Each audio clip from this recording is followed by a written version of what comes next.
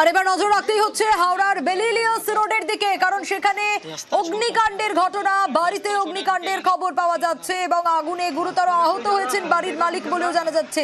যে ছবি আপনাদের দেখাচ্ছে এই মুহূর্তে, ঘটনাস্থলে দমকলের কটি ইঞ্জিন কাজ করছে। কিভাবে এই অগ্নিকাণ্ডের ঘটনা আরো বিস্তারিত দেবাশিস জানাতে পারবে এই বিষয়। দেবাশিস, কিভাবে বাড়িতে আগুন লাগলো?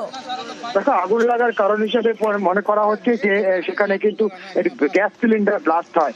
বাড়ির যে মালিক তিনি সেখানে রান্না বা কিছু করছিলেন, সেই সময় গ্যাস সিলিন্ডার ব্লাস্ট হয়। কোনো সময় তিনি কিন্তু বেরিয়ে আসতে সক্ষম হলে আহত হয়েছেন, তাকে হাওড়া হাসপাতালে নিয়ে যাওয়া হয়েছে। কিন্তু এই বিস্ফোরণের জেরে কিন্তু ব্যাপক জোর বিশাল ধরনের আগুন লেগে যায়। কোনো যেহেতু টালির বাড়ি রয়েছে, আশেপাশে বেশ কয়েকটি টালির বাড়ি রয়েছে, প্রত্যেকটি বাড়িতেই কিন্তু আগুন কার্যত ছড়িয়ে পড়েছে। এই মুহূর্তে দমকলের দুটি ইঞ্জিন ঘটনাস্থলে পৌঁছলেও যে পরিসর রাস্তা রয়েছে সেই রাস্তায় কিন্তু দমকলের গাড়ি সেখানে ঢুকতে পারছে না। ফলে দূর থেকে সেখান থেকে পাইপ দিয়ে আগুন নেভানোর কাজ শুরু করেছে দমকলের তরফ থেকে। দুটি ইঞ্জিন সেখানে রয়েছে। তবে বাড়ির মালিক পিন্টু মাইতি, তাকে কিন্তু হাসপাতালে নিয়ে যাওয়া হয়েছে।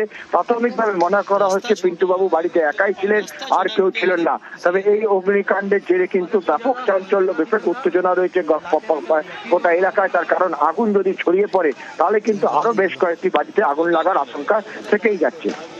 বেশ, अरे मेन तो गाड़ी ना ढोकाला ना यहाँ पर।